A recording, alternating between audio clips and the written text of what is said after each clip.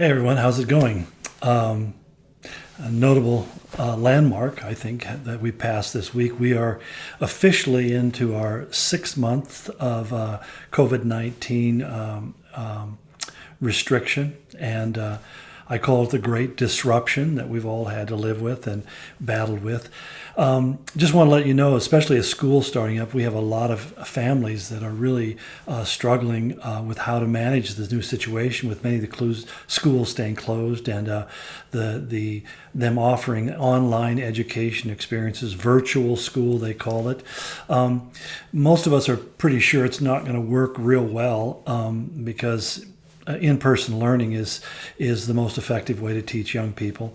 But we're trying to figure out ways that we as a church can really help people out. We've started working on developing a homeschool co-op, and if that's something you're interested in, you can contact the church and we can connect you with the people who are in the process of putting that together. We hope to have it launched by the time that regular school gets started.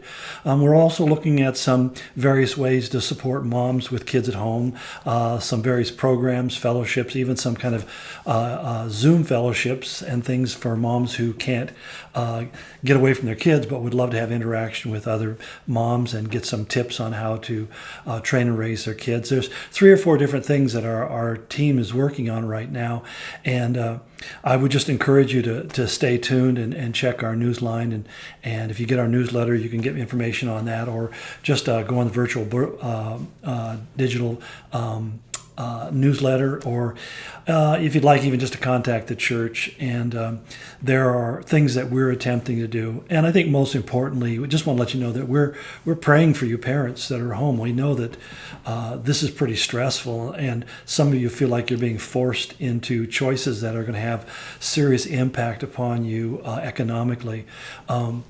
We're praying with you, and we just want to let you know that we are available and offering a resource, any resources we can. We're starting up the Awana program very soon. We're moving it to 4:30 in the afternoon because to replace for many of the kids the after-school programs, and many of you have communicated that would be a lot easier for you with the younger kids. So I just want to share a few of those things. I'm not giving you a lot of information, but one other thing I'd like to just share with you might find of interest.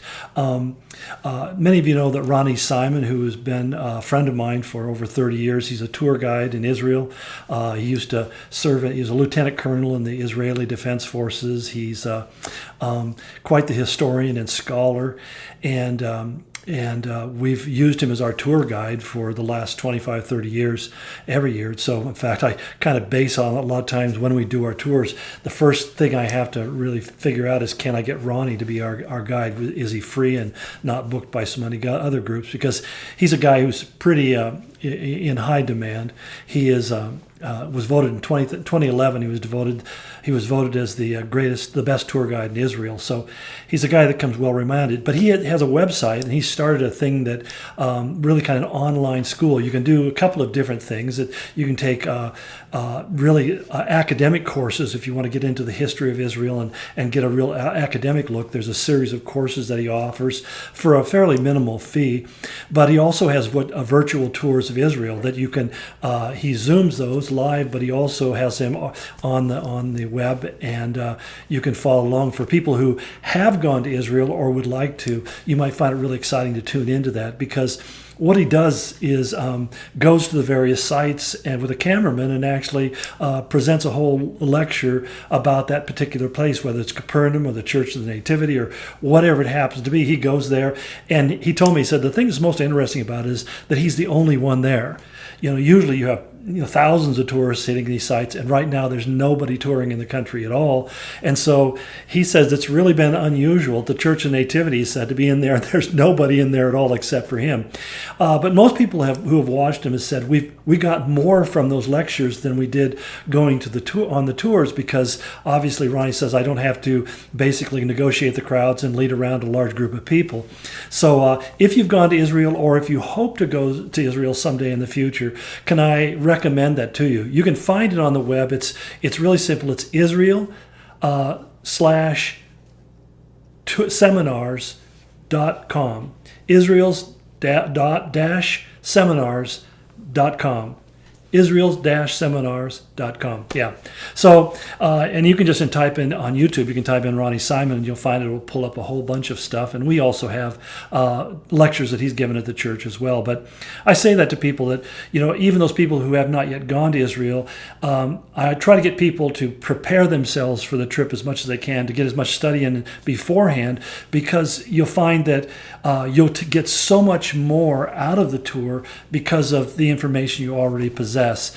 But there's no substitute for going to Israel and touring Israel, and we are planning on doing that as soon as both the U.S. and Israel opens up. Israel has opened up their airport and to people from what they call the green countries, people like Belgium and Austria and stuff, who have really kind of seemed to overcome the COVID epidemic.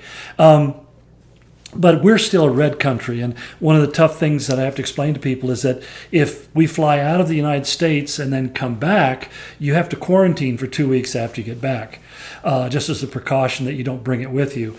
But we're looking forward. In September, Israel plans on opening up, I think, more fully. We're hoping that as soon as the U.S. Is cleared to begin to fly into Israel, that we'll be giving you information about when the next tour is coming up and what the costs will be, and all the rest of that. Again, we promote our tours as being study tours. Our goal is to help you to gain as much insight to the reading of Scripture as possible.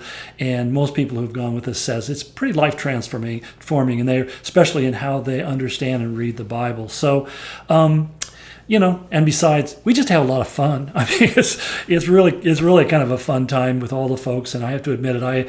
It's one of the things has been the highlight of my life for the last 30 years, and I enjoy it immensely.